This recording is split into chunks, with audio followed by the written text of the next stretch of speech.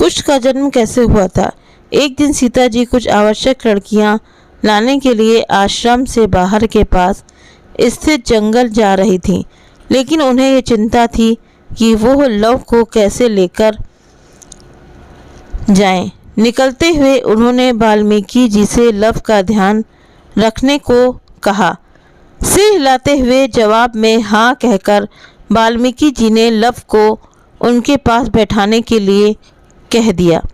लेकिन जैसे ही सीता जी कुछ आगे बढ़ी तो उन्होंने देखा कि महर्षि अपने कार्य में इतने व्यस्त हैं कि लव की ओर देख भी नहीं रहे। सीता जी ने लव को साथ ही लेकर जाने का निर्णय लिया, लेकिन जब उन्होंने लव को उठाया तो महर्षि ने यह दृश्य नहीं देखा।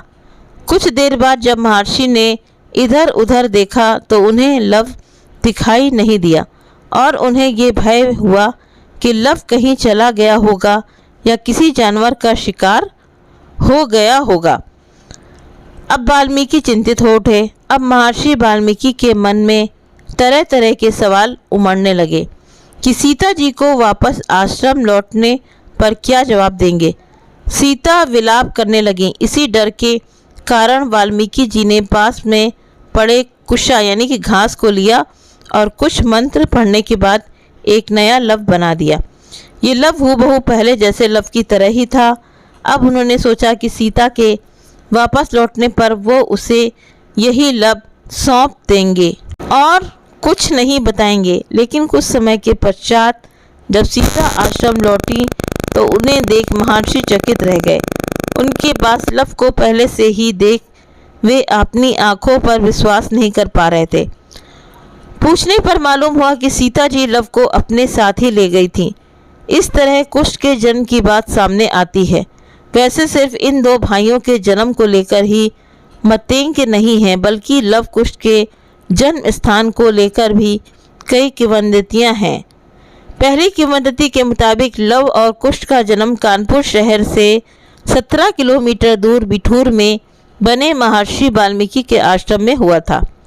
लव कुश की जन्म स्थली कही जाने वाले बिठूर में हर दिन हजारों की संख्या में लोग यहां दर्शन के लिए आज भी आते हैं।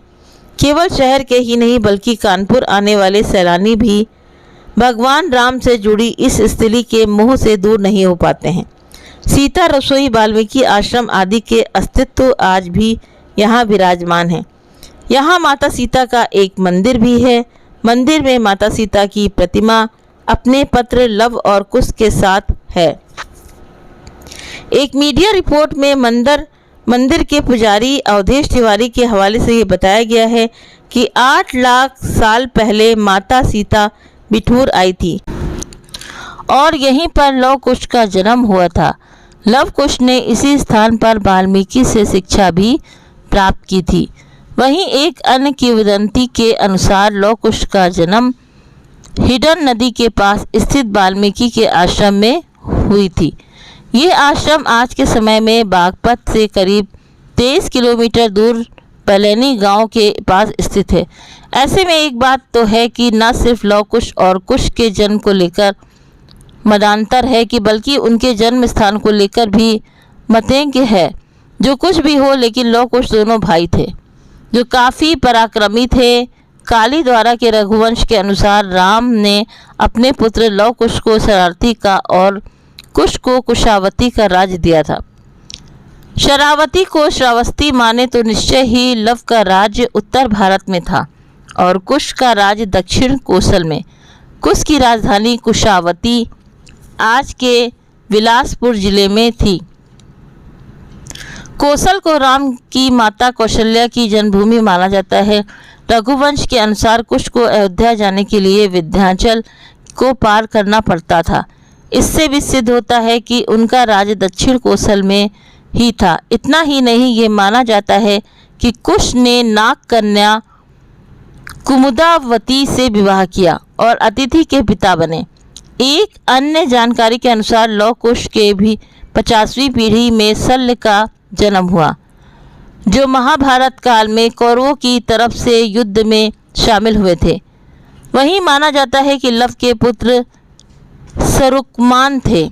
इसके अलावा बात करें तो राजा लव से राघव राजपूतों का जन्म हुआ, जिसमें बारगुजर, जयास और सिकरवारों का वंश चला। इसकी रूसी शाखा थी सिसोदिया राजपूत वंश की, जिसमें बैचला, वैसला और गहलोत गुहिल वंश के राजा हुए। कुश के कुशवाहा कछवाहा राजपूतों का वंश चला। बता दें कि एक शोध के अनुसार लव और कुश की 50वीं पीढ़ी में सल हुए, जो महाभारत युद्ध में कौरवों की ओर से लड़े थे।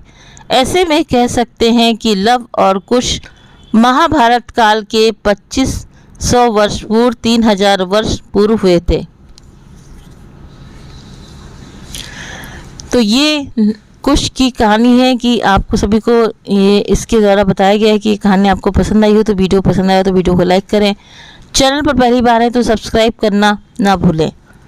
अगर आपको इस कहानी के बारे में कोई जानकारी प्राप्त करनी है या कुछ भी निवारण देना है तो आप मुझे कमेंट के रूप में बता सकते हैं।